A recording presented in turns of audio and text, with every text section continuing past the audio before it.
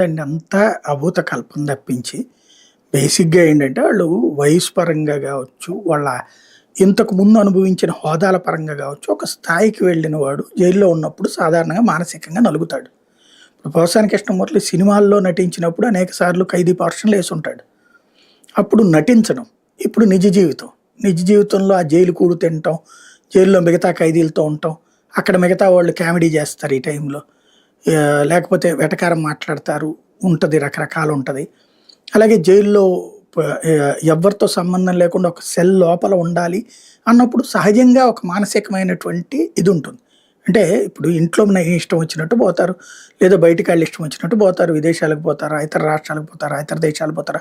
డబ్బుంది, ఫేముంది, పలుకుబడుంది. ఇటు పోవాలంటే అటు పోగలిగినోడు ఒక జైలు లోపల ఒక గదిలో కూర్చుని చుట్టూతా సంకెళ్ళేసి అదే దాన్నేమంటారు?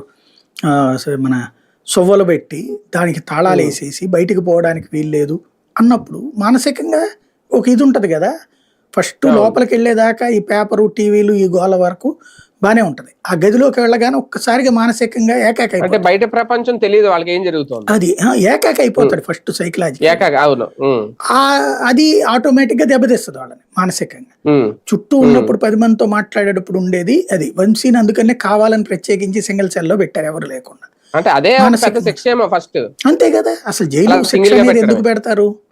నీకు హ్మ్. బయట ప్రపంచంతో సంబంధం లేకుండా చేయడమే శిక్ష. అక్కడేం పొడి చేయరు, చంపేయరు గదా!